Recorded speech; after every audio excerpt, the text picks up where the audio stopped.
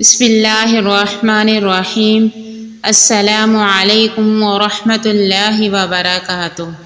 حضرت عبداللہ بن عمر رضی اللہ عنہ کہتے ہیں کہ رسول اللہ صلی اللہ علیہ وآلہ وسلم نے فرمایا، صرف 2 آدمیوں پر رشک کرنا چاہیے، ایک اس آدمی پر جس کو اللہ تعالیٰ نے مال دیا اور وہ اس میں سے رات دن اللہ کی راہ میں خرچ کرتا ہے، دوسرا اس آدمی پر جس کو اللہ تعالیٰ نے علم قرآن دیا اور وہ رات دن اس کا حق ادا کرتا ہے۔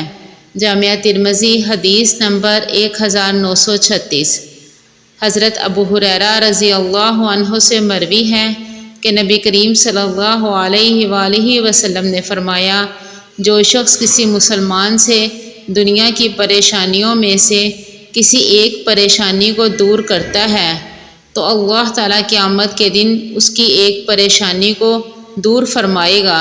جو شخص کسی مسلمان کے عیوب پر پردہ ڈالتا ہے، اللہ دنیا و آخرت میں اس کے عیوب پر پردہ ڈالے گا۔ جو شخص کسی تنگ دست کے لیے آسانیاں پیدا کرتا ہے، اللہ دنیا و آخرت میں اس کے لیے آسانیاں پیدا کرے گا۔ اور بندہ جب تک اپنے بھائی کی مدد میں لگا رہتا ہے، اللہ تعالیٰ بندے کی مدد میں لگا رہتا ہے۔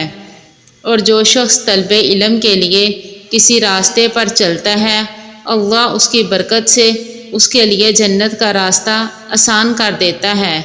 جب بھی لوگوں کی کوئی جماعت اللہ کے کسی گھر میں جمع ہو کر قرآن کریم کی تلاوت کرے اور آپس میں اس کا ذکر کرے، اس پر سکینہ کا نزول ہوتا ہے، رحمت الہی ان پر چھا جاتی ہے اور فرشتے انہیں ڈانپ لیتے ہیں، اور اللہ اپنے پاس موجود فرشتوں کے سامنے ان کا تذکرہ فرماتا ہے، اور جس کے عمل نے اسے پیچھے رکھا اس کا نسب اسے آگے نہیں لے جا سکے گا۔ مسند احمد حدیث نمبر 7118۔